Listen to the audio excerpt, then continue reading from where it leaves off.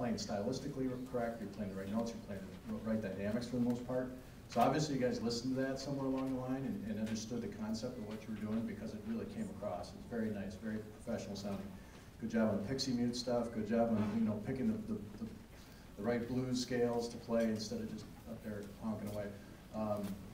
The band overall, I mean, rhythm section set up a great groove at the beginning, really nice groove. One thing I would caution trumpets, trombones especially, I said this before, whatever your maximum volume is, play about 80% of that max.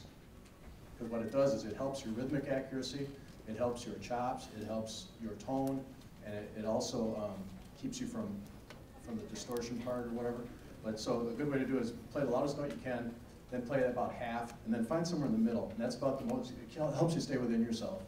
And it really comes across in the performance end as you are in control of the instrument instead of just throwing everything you got out the bell. So that's one thing I would caution you on. Otherwise, nice job. Yeah, since we're so limited in time, great, just overall great performance. So I'll just concentrate on one or two little things. Sax was really beautiful playing at the beginning of this, so I'll nitpick. Everything was really technically very accurate. On occasion with a couple players, when you articulated, what happened was your sound kind of went away. And so what we heard was the articulation, because you're doing a very nice job with that staccato.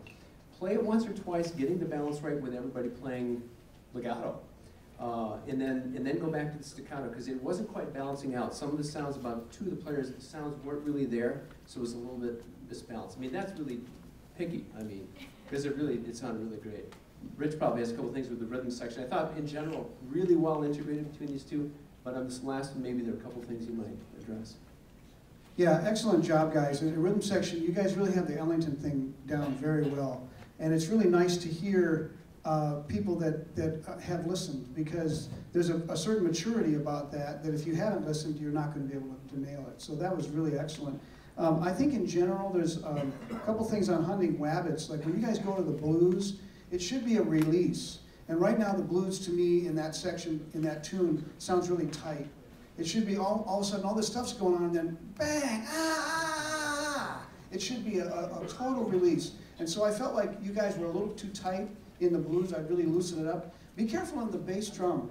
You know, part of it's this room, you got to get used to the drums, but you want to be careful that doesn't drive, that's not your driving thing. It should be the ride cymbal, and think of the bass drum as just making the ride cymbal thicker. And so what you're doing is you're thinking about one sound. Years ago, of course, we didn't have the amplified bass, and so the bass drum had a different role in the ensemble. But now you can back up off of it just a little bit. Anyway, excellent job. Yeah, thanks, sir. Thanks, you guys.